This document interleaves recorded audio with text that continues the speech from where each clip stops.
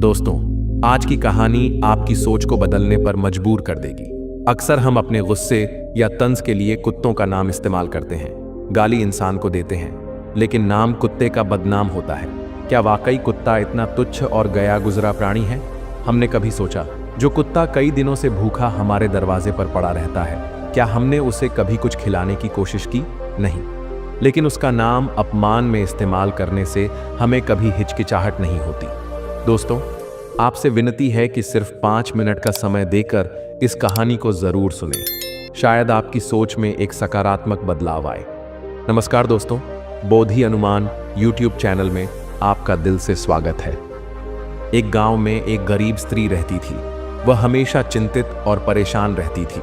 उसे लगता था कि शायद उसने पिछले जन्म में कुछ बड़े पाप किए होंगे, इसलिए इस जीवन में उसे इतनी परेशानियों का सामना करना पड़ रहा है।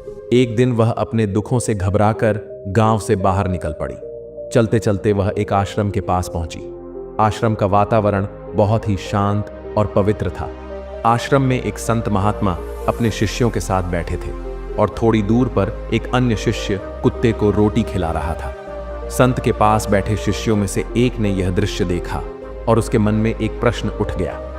उसने विनम्रता से संत से कहा, गुरुदेव, यदि आप अनुमति दें तो मैं एक प्रश्न पूछना चाहता हूं। संत मुस्कुराए और बोले, पूछो वत्स। शिष्य ने जिज्ञासा से कहा, गुरुदेव, आप हमें हर दिन समय निकालकर कुत्तों को एक टुकड़ा रोटी खिलाने की सीख देते हैं। कृपया बताइए, इससे मनुष्य को क्या लाभ होता है? क्या यह सिर्फ दया का प्रतीक है या इसके पीछे कोई गहरा अर्थ छिपा है? संत के पास बैठे शिष्य ने जैसे ही अपना प्रश्न पूछा, उनकी बातें थोड़ी दूरी पर खड़ी वह गरीब स्त्री भी सुन रही थी। आश्रम के शांत वातावरण में संत और शिष्य के बीच होने वाला संवाद उसके कानों तक साफ साफ पहुंच रहा था। वह स्त्री पहले से ही अपने जीवन के कष्टों और दुखों का समाधान खोजने की उम्मीद में यहां पहुंची थी। संत और शिष्य के बीच हो रही चर्चा ने उसकी जिज्ञासा को और बढ़ा दिया। वह सोचने लगी, शायद इन संतों की बातों में मेरे सवालों के जवाब छिपे हों। शायद मैं यह समझ पाऊं कि मेरी तकलीफों का कारण क्या है और मुझे क्या करना चाहिए। तभी महात्मा ने अपनी बात रखना शुरू किया और बोले, अगर मनुष्य कुत्ते को रोटी खिलाने के 8 फायदे जान जाए तो कभी दुखी नहीं होगा। भंते, कुत्ते को एक टुकड़ा रोटी खिलाने से मनुष्य को 8 फायदे होते हैं, तथा जो भी मनुष्य इन फायदों के बारे में जान जाता है उसका जीवन धन्य हो जाता है और उसको जीवन में कभी दुखों का सामना नहीं करना पड़ता है। जो भी मनुष्य पृथ्वी लोक पर कुत्ते को एक टुकड़ा रोटी खिलाता है वह जीवन भर सुखी रहता है और उसे मृत्यु के बाद मोक्ष की प्राप्ति होती है। महात्मा ने कहा, भंते, मैं तुम्हें एक कहानी सुनाता हूं, ध्यान से सुनना, फिर तुम्हें सब पता चल जाएगा। एक समय की बात है, एक काले रंग का कुत्ता था। वह बहुत ही लाचार था और भूखा प्यासा था। वह गांव में सभी के घर घर जाता था, परंतु उसे कोई भी व्यक्ति रोटी का एक टुकड़ा भी नहीं देता था। वह भूख के मारे इधर उधर घूमता रहता। एक दिन वह गांव के बाहर नदी के किनारे एक ऋषि के आश्रम पर पहुंच गया और ऋषि से कहने लगा, हे मुनिवर, मुझे लगता है आप बहुत ही विद्वान तथा ज्ञानी हैं, इसीलिए मैं भूखा प्यासा आपके पास आया हूं। कृपा करके आप मुझे एक टुकड़ा रोटी का दे दीजिए, जिसे मैं खाकर अपनी भूख को शांत कर लूं। तभी वह ऋषि कहते हैं, हे स्वान, क्या तुम्हें गांव में एक टुकड़ा रोटी का किसी ने नहीं दिया जिसे तुम खाकर अपनी भूख मिटा सको? वह कुत्ता ऋषि से कहता है, हे मुनिवर, मैं आपको क्या बताऊं, आप मेरी बातों पर विश्वास नहीं करोगे। तभी वो ऋषि कहते हैं, हे स्वान, तुम बताओ, तुम्हारी बातों पर मैं विश्वास अवश्य करूंगा। मुझे तुम बहुत ही लाचार दिखाई पड़ते हो। तभी वह कुत्ता कहता है, ठीक है मुनिवर, मैं आपको अपनी बीती बताता हूं। कुत्ता ऋषि से कहता है, हे मुनिवर, दुनिया के लोगों, हम पर रहम करो। हमारा कोई घर नहीं होता, कोई आसरा नहीं होता, कमाकर खाना हमें नहीं आता, हमें वस्त्र भी पहनने का ज्ञान नहीं है, इसलिए सर्दी, गर्मी और बरसात में हम ऐसे ही घूमते रहते हैं। हमें पढ़ना लिखना भी नहीं आता। मुनिवर, आपकी तरह हमें अनुशासन नहीं आता, हमें आपकी तरह बोलना नहीं आता। यह हमारा दुर्भाग्य ही समझिए, परंतु हमें आपकी तरह भूख लगती है। चोट लगने पर हमें आपकी तरह पीड़ा भी होती है। हमें आपकी तरह रोना भी आता है। बस इन्हीं 3 कामों में हम आपकी बराबरी करते हैं, इसलिए हम पर दया दिखाइए। हमें और कष्ट मत दीजिए, ईश्वर ने तो हमें वैसे भी कष्ट देकर ही भेजा है, ऊपर से आप लोग हमें परेशान करते हैं। हम आपकी तरह मनुष्य नहीं हैं, हम पराधीन जीव हैं। जब हमारा जन्म हुआ उस समय हमारे आंख कान बंद थे, कह नहीं सकते कि उस समय आपके जन्म पर जैसे नाच गाना होता है, बाजे बजते हैं, खुशी मनाई जाती है, हमारे जन्म पर भी यह सब हुआ होगा। हमारे जन्म पर किसी ने खुशी मनाई होगी। हम जिस बिछौना पर थे वह रुई का नरम तो था, सर्दी बिल्कुल नहीं लगती थी। मैं मन में सोच रहा था कि किसी बड़े घर में पैदा हुआ हूं, लेकिन जब हमारी आंख खुली तो मैंने देखा कि हमारी माँ, जिसे आप लोग कुतिया बोलते हो, वह अपने 5 बच्चों को छाती से चिपकाकर एक राह के ढेर में पड़ी थी। हम 5 भाई थे, बाकी 4 भाई तो लाल और भूरे रंग के थे। मैं अकेला ही काले रंग का था। सबसे छोटा मैं ही था, इसलिए कमजोर था। मेरी माँ हम लोगों के पास कम ही आती थी, क्योंकि उसे भी अपने भोजन की व्यवस्था करनी पड़ती थी। यदि वह ना खाती तो हमें दूध कहाँ से पिलाती। उस एक माँ पर हम 5 भाई निर्भर थे।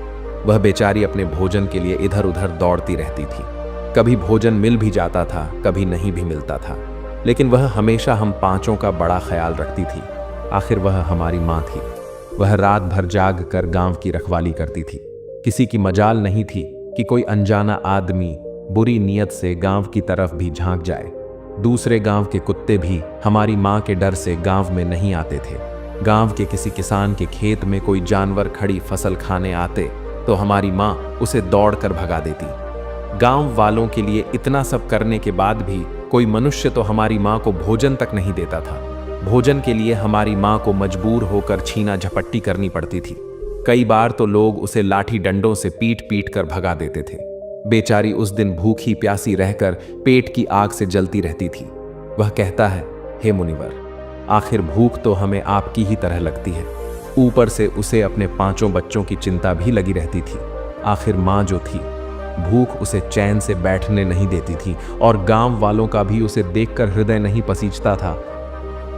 हमारी माँ बेबस होकर उन लोगों के घरों में चोरी से घूम पड़ती थी और खाने की कोई चीज मिल जाती तो उसे खाकर अपने पेट की आग बुझा लेती थी। कई बार तो लोग उसे खाने की वस्तु ले जाते हुए देखते तो लाठी डंडे लेकर उसके पीछे पड़ जाते। कुछ निर्दय लोग तो कई बार उसे घर के अंदर बंद करके पीटते थे। हमारी माँ का बुरा हाल कर देते थे। फिर वह कुत्ता रश्य से कहता है, हे मुनिवर, हमारी माँ ने क्या बिगाड़ा था? उसने सिर्फ अपने पेट के लिए भोजन ही तो चुराया था। चोरी करने का हमें कोई शौक नहीं है, पर पापी पेट हमें यह सब करने के लिए मजबूर कर देता है। एक दिन की बात है, बड़ी जोरदार बरसात हो रही थी। ओले पड़े थे, ठंडी हवा चल रही थी। उस ठंड में ठिठुर कर हमारे 3 भाई मर गए। उस दिन हमारी माँ बहुत रोई थी, लेकिन मनुष्य हमारी पीड़ा को नहीं समझा, क्योंकि उसके बच्चे थोड़े ही मरे थे। फिर वह कुत्ता कहता है, हे मुनिवर, अब हम सिर्फ 2 भाई रह गए थे। हमारी माँ हम दोनों की अच्छे से देखभाल करने लगी। फिर एक दिन उसी गांव में एक सेठ के घर पर दावत चल रही थी और अनेक प्रकार की मिठाइयां बन रही थीं। सेठ जी के घर काफी मेहमान आए हुए थे। हमारी माँ कुछ खाने की तलाश में बार बार उधर जाती, लेकिन लोग उसे दुत्कार कर भगा देते थे। किसी को उस पर इतना भी तरस नहीं आया कि एक रोटी उस बेचारी को खाने को फेंक दे। एक रोटी से उनका क्या बिगड़ जाता? मेरी माँ बार बार जाती और वहीं खड़ी खड़ी देखती रहती थी। सेठ जी के आंगन में दावत खाने का सिलसिला चालू हुआ। भोजन परोसा जाने लगा। मेरी माँ भी वहीं जाकर पूंछ हिलाने लगी। खाना परोसने वाला आदमी जब किसी काम से भीतर गया तो मेरी माँ दबे पांव रोटी लेने को चल पड़ी। फिर दूसरे आदमी ने मेरी माँ को जाते हुए देख लिया तो चारों ओर से लोग चिल्ला चिल्ला कर उसकी तरफ भागे। मेरी माँ उनकी चीख सुनकर घबरा गई। 2-3 आदमी लाठी लेकर उसके पीछे बड़े बेहर से दौड़े। मेरी माँ वहां से घबराकर भागने लगी, परंतु उसे वहां से निकलने का कोई रास्ता नहीं मिला, क्योंकि सामने से लोग लाठी डंडे लेकर आ रहे थे। तभी मेरी माँ वहां पर जो लोग भोजन कर रहे थे उनको लांघ कर निकल गई। आगे वह कुत्ता कहता है, हे मुनिवर, मेरी माँ अपने निकलने पर इतनी हैरान नहीं थी जितनी कि उन लोगों को देखकर हुई थी। जो वहां पर दावत खा रहे थे वह सब उठकर खड़े हो गए। उन्होंने भोजन करना छोड़ दिया और कहने लगे कि कुतिया के लांघ जाने के कारण भोजन भ्रष्ट हो गया है। सब एक दूसरे से विचार विमर्श कर रहे थे कि अब क्या किया जाए। खाना तो सब खराब हो गया है। फिर सेठ जी फूट फूट कर रोने लगे। कुछ लोग तो यह भी कह रहे थे कि भाई कुतिया के लांघने से भोजन खराब कैसे हो गया। उसने खाने में या पतीले में मुंह थोड़ी डाला है, सिर्फ ऊपर से लांघ कर ही तो गई है। और कहने लगे, शहरों में तो लोग कुत्ते को पाल कर घर के अंदर सुलाते भी हैं और खिलाते भी हैं, तो इसमें कोई बुरी बात नहीं है। अगर कुतिया लांघ कर गई है तो भोजन खराब नहीं हुआ है। लेकिन उनमें से कुछ लोग बड़े घरों से ताल्लुक रखते थे, उन्होंने एक भी नहीं चलने दी। कह रहे थे कि भोजन तो भ्रष्ट हो गया है, यह हमारे खाने के लायक नहीं है। आखिरकार उन्हीं की बात मानी गई। अब तो वह सारा भोजन गरीबों में बांट दिया गया। उस दिन तो मेरी मां को खूब पेट भर के खाना मिला था। ऐसा सुख उसने जीवन में कभी नहीं पाया था, लेकिन वह सुख उसके लिए बड़ी मुसीबत बन गया।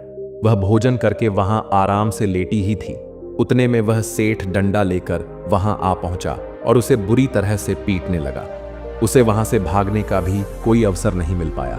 डंडों की चोट से वह बुरी तरह से चिल्लाने लगी। मां का विलाप सुनकर पत्थर भी पिघल जाता है, पर उस निर्दय को उस पर जरा भी रहम नहीं आया। वह उसे कठोरतापूर्वक पीटता रहा। मां का वह सौर पूरे गांव में सुनाई दे रहा था।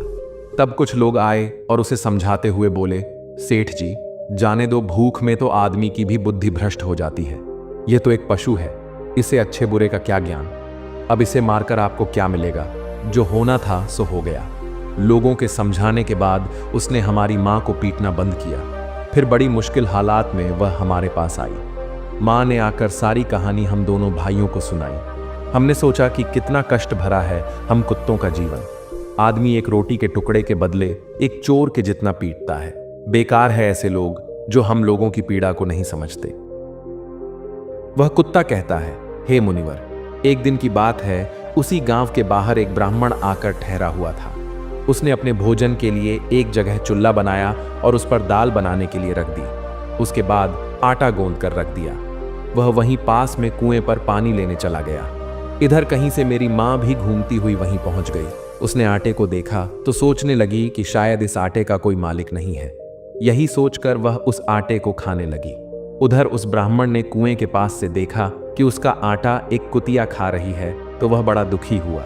वह बेचारा रोने लगा, क्योंकि वह भी 2 दिनों का भूखा और थका हुआ था। कुछ लोगों ने उसे कहा, अरे ब्राह्मण देवता, इस कुतिया ने तुम्हारा भी आटा बिगाड़ दिया। कल तो इसने सेठ जी की पूरी रसोई बिगाड़ कर रख दी।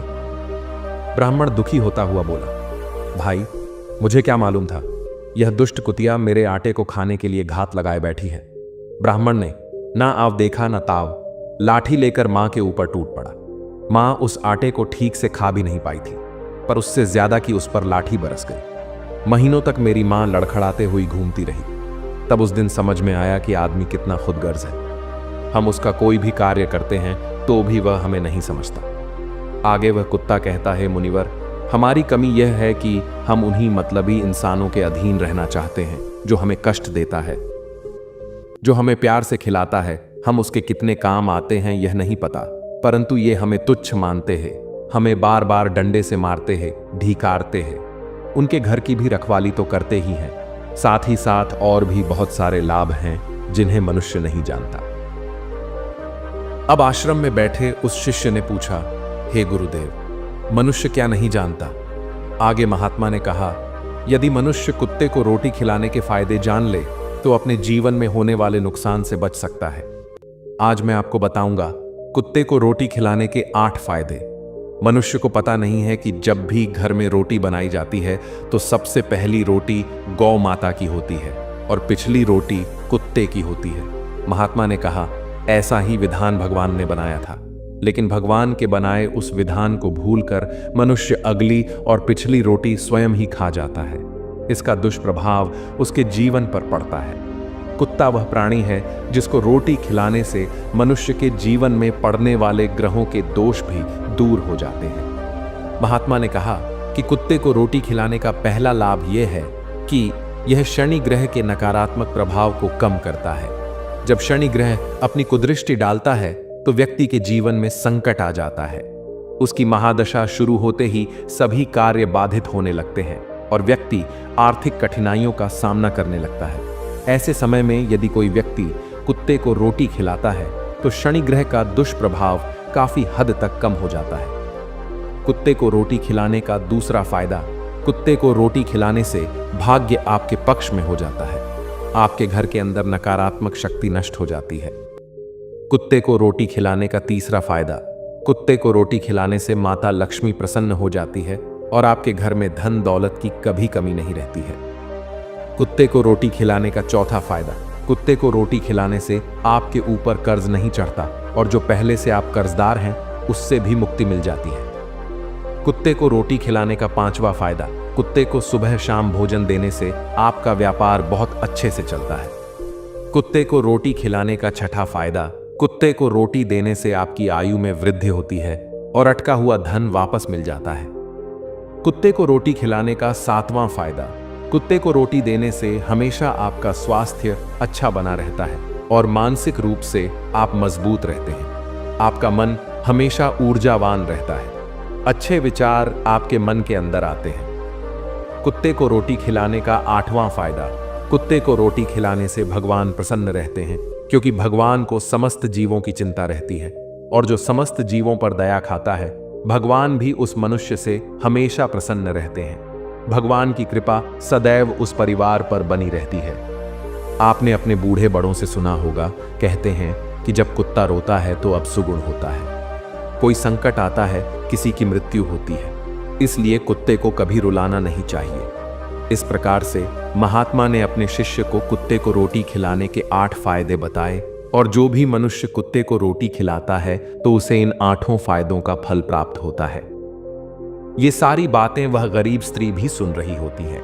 अचानक वह महात्मा के चरणों में गिर जाती है और कहती है, हे महात्मा, आपकी बातों ने मेरे कष्टों का निवारण कर दिया है। महात्मा उसके सिर पर हाथ रखते हैं और उसे उठाते हैं। तो दोस्तों, कैसी लगी आपको यह कहानी, आप हमें कमेंट सेक्शन में जरूर बताना और अच्छी लगी हो तो इस चैनल को सब्सक्राइब जरूर कर लेना।